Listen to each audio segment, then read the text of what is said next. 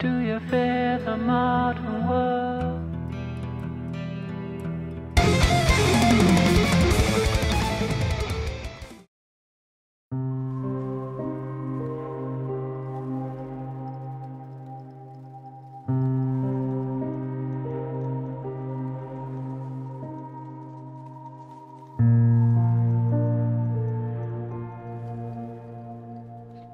Bonjour tout le monde.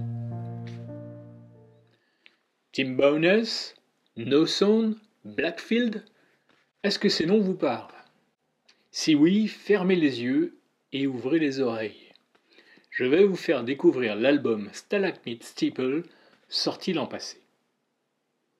L'artiste caché derrière le projet Return to Earth, né en 2014, se nomme Robin Pitchey, un motard barbu qui est également compositeur, chanteur et guitariste. À ses côtés joue Paul Johnson à la batterie, au clavier et à la guitare, ainsi que Steve Pitchey au synthé. Stalagmite Steeple est son second album après Fall of the Watcher, sorti en 2022. 6 morceaux de rock progressif de 5 à 10 minutes pour un peu moins de 3/4 d'heure de mélancolie. Outre la douceur du chant au spleen dans l'esprit de Tim Bowness, il y a cette musique aux magnifiques traits de guitare et au clavier planant qui ne laissera aucun amateur de no sound indifférent. Évidemment, avec de tels ingrédients, les morceaux ne brillent pas par leur gaieté. D'ailleurs, les titres des pièces donnent clairement le ton.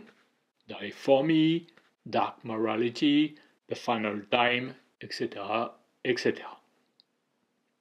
Alors, si votre médecin vous a prescrit des antidépresseurs, n'avalez pas la boîte d'un coup en écoutant Stalagmite Steeple. Ça pourrait vous être fatal.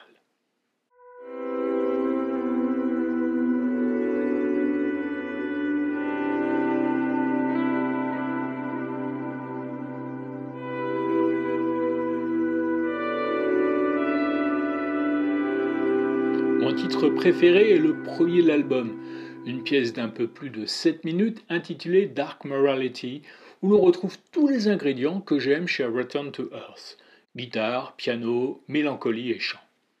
Malgré son écriture très progressive, particulièrement sur le titre Die for Me, Return to Earth use de la forme classique couplet-refrain avec un petit solo de quelque chose qui se glisse même dans les courts formats.